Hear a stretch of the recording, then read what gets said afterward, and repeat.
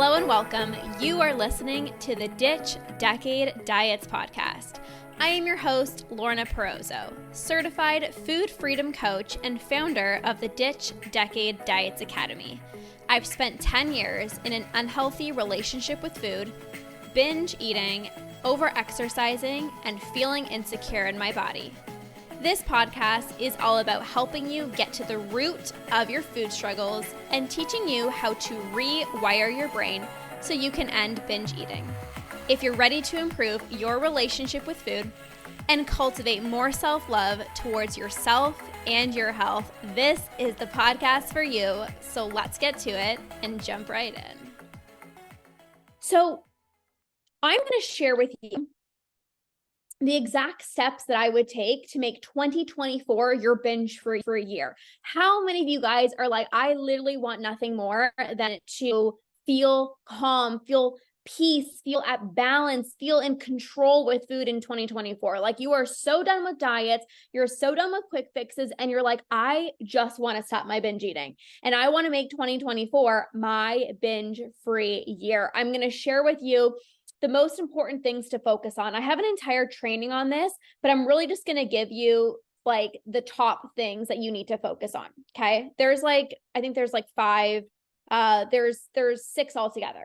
Okay. So the first thing that I would focus on if you want to have your binge free year in 2024 is you need to release the timeline.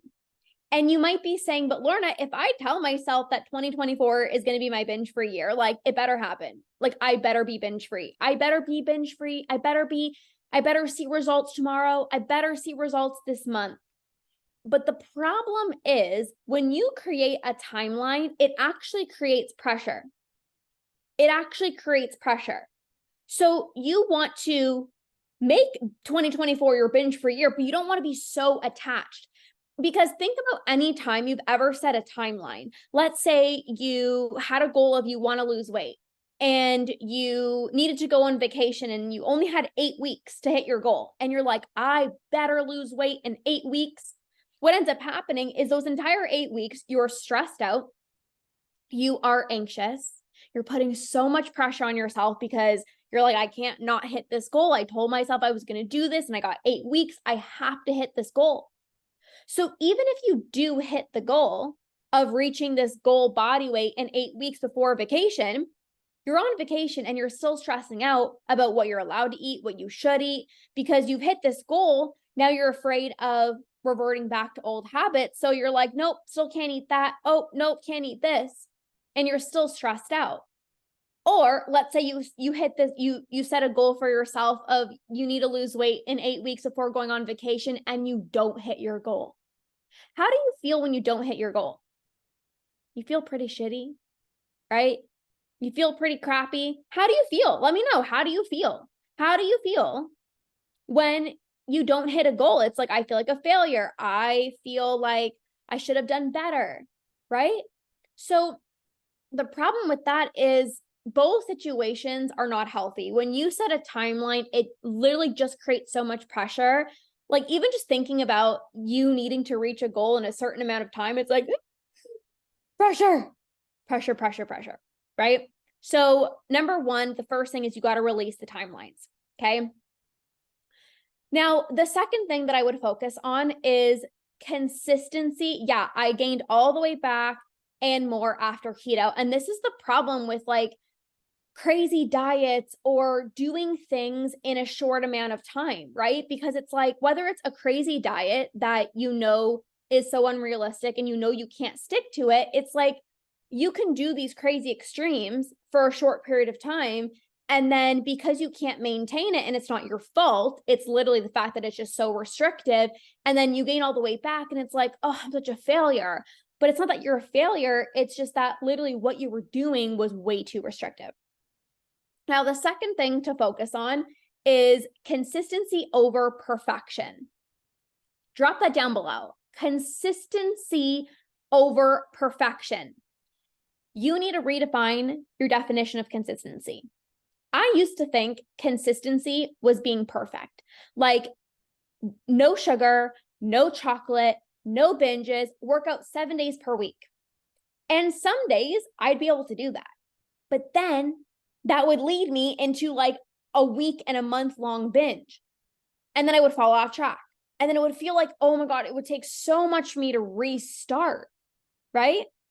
So instead of going balls to the wall, going ham, and literally trying to be so perfect, so meticulous with everything, work out 7 days per week, no chocolate, no sugar, and then maybe you do that for a short period of time, then you fall off track, it's so much better to not be so hard on yourself. If you think about somebody who goes to the gym, maybe they work out 3 days per week, they eat home-cooked meals because it makes them feel really good, but then they go out for dinner a few times per week, right? Like, they're going to be way more consistent because they're not on this yo-yo of going balls to the wall, barely eating, no sugar, and then binging on sugar. So it's progress over perfection. It's consistency over perfection. If you ate some chocolate and you felt a little guilty, but you didn't binge, that's progress. Stop focusing on trying to be so perfect. Yeah, I didn't feel guilty, but I still binge. You're being too hard on yourself. The fact that you didn't binge is an incredible win that you really need to focus on. Okay. Also, I want to say this. When you're healing your relationship with food, a binge is not a failure. Drop that in the chat. A binge is not a failure. A binge is not a failure. And right now you might be like, Lorna, are you kidding me? When I binge, I feel like a huge failure. I'm so frustrated. Yes, I get it.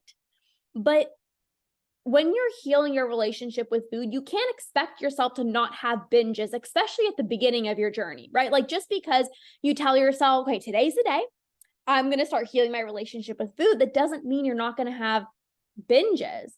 Again, at the beginning, it's common, right? Because you're still learning how to trust yourself. You're learning how to become less impulsive with food. You're starting to learn how to get rid of your urges at the beginning, right? You're not restarting. You're not restarting. After a binge, if you think, oh, I messed up, now I have to restart. How do you feel when you have to restart something? It's like, oh, it's so draining, right? When you feel like I need to restart and you've lost all this progress. It's not true. You might have had, maybe no binges all last week. No binges all last week. And then all of a sudden you have a binge and you're like, yeah, I'm a failure. Okay, but how about last week when you didn't binge? That's progress. You're not restarting. You still had an incredible week last week, right? So you're not restarting. You are healing your relationship with food. And it's not about the binge.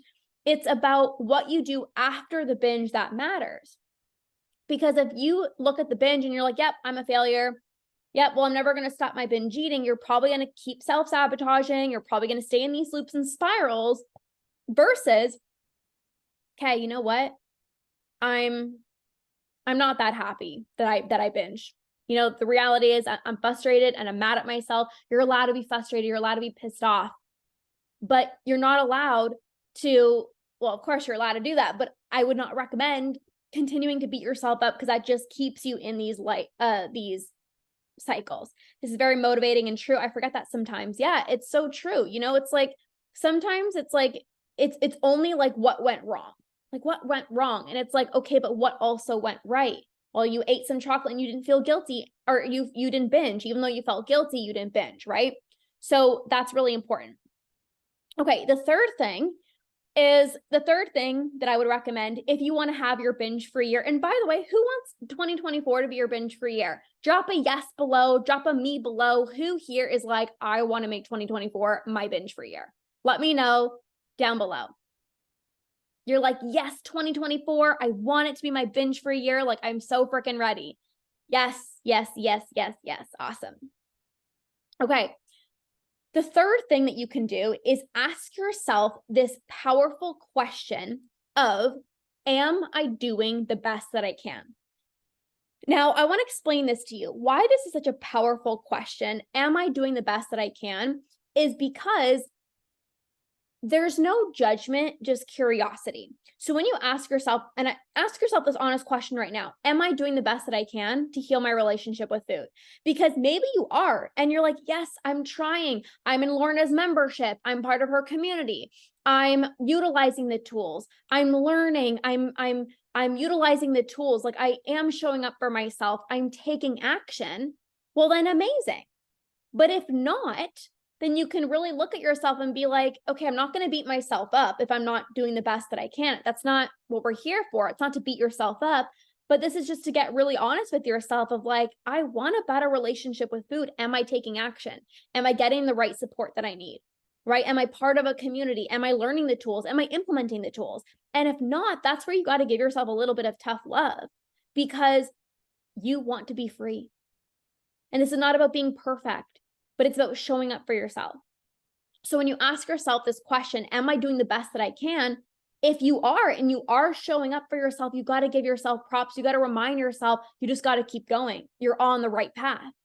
And if you're not doing the best that you can, this is where you got to give yourself a little kick in the booty, give yourself a little bit of tough love to be like, it's okay, because now you have awareness and you're going to start taking a different action to have a different result. So again, maybe that's, joining a program, maybe that's getting some support, maybe that's deleting MyFitnessPal, maybe that is not giving into your urges. Like, you have to take a different action. Okay. All right. Number four is you need to cultivate a strong self-belief in your ability to conquer binge eating. Drop self-belief down below. Self-belief, drop it down below.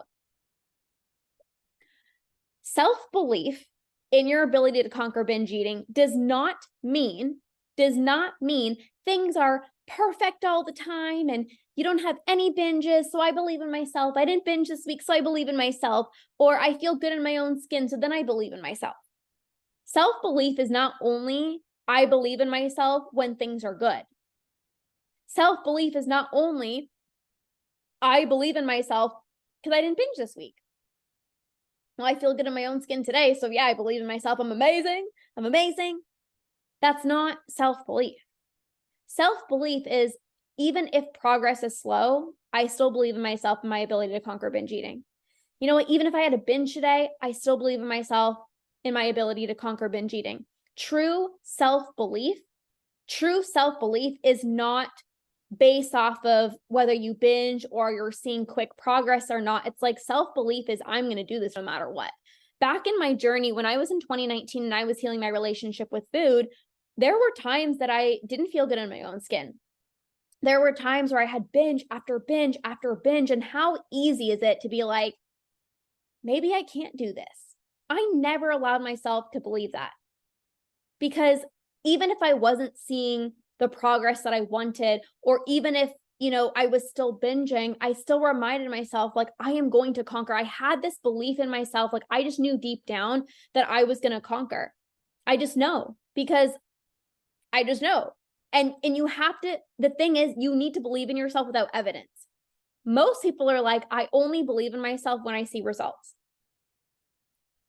But if you only believe in yourself when you see results, you're going to believe in yourself some days and not some days, not some days. And it's going to be like a freaking yo-yo. Most people don't take action unless they see results. It's like, oh, okay, I'm starting to feel free with food. I'm having less urges. Amazing. I'm going to keep going. But you're an action taker. So you're going to take the action. You're going to start seeing results. You're going to become less impulsive with food, and that's going to skyrocket your self-belief. Action is what creates self-belief. You take the action, right?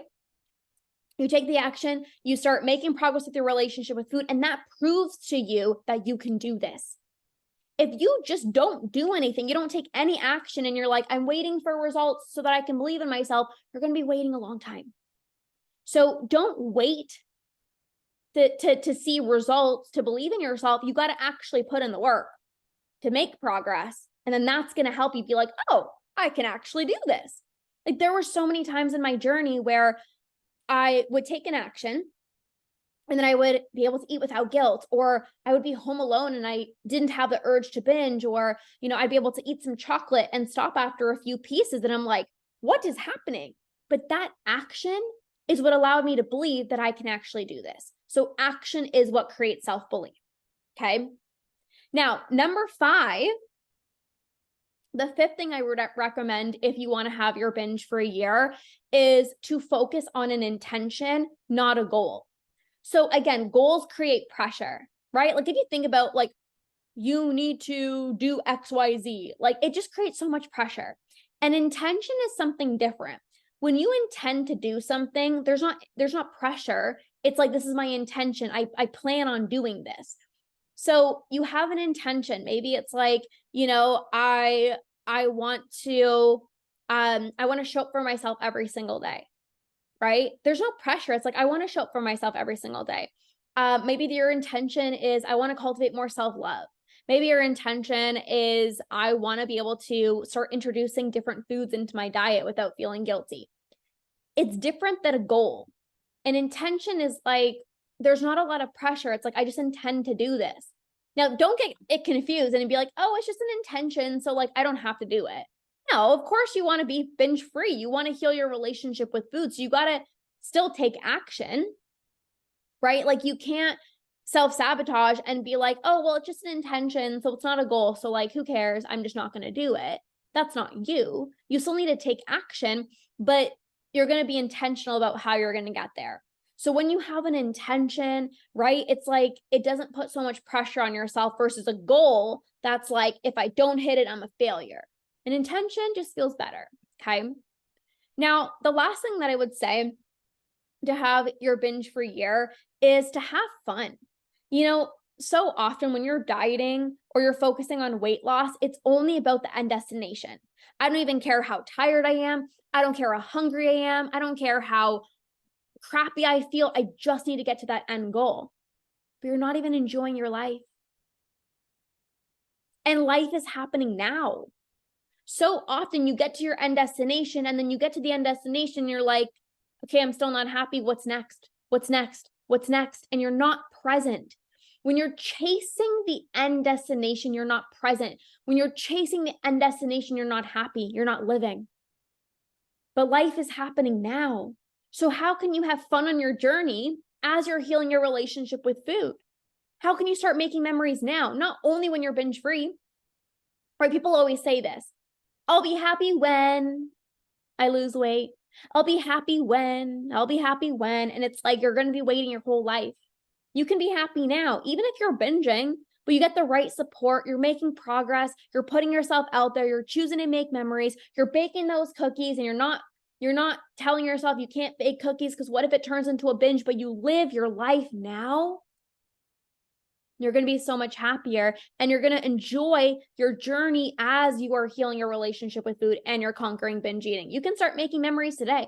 I've had so many of my clients, it's so beautiful to see. They're like, this is the first Christmas that I've, been able to bake cookies with my daughter and eat them without guilt. And this is the first Christmas I've been able to not stuff myself and be able to actually enjoy myself and not come home and binge. And you get to start making memories now and make progress now.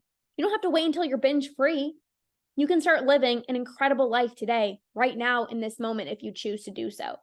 And especially when you're part of my community, it's like we have fun along the way, right? You don't have to take things so seriously. Like, would I say conquering binge eating is fun? No, but I mean, I make it fun. When you're part of a bomb-ass community, you have the proper tools, you have somebody who gets you, like we have so much fun. So again, to kind of recap, if you want to make 2024 your binge-free year, you got to release your timelines. You got to focus on consistency and progress over perfection. You got to ask yourself, am I doing the best that I can? You need to cultivate belief within yourself. You got to set an intention versus a goal, and you got to have fun. The last thing I will say too is you got to be part of a community. I say this almost every single day, but you need to feel less alone. When you're healing your relationship with food, it can feel so darn isolating. Like nobody gets me. Nobody else eats in secret. Nobody else thinks about food 24/7.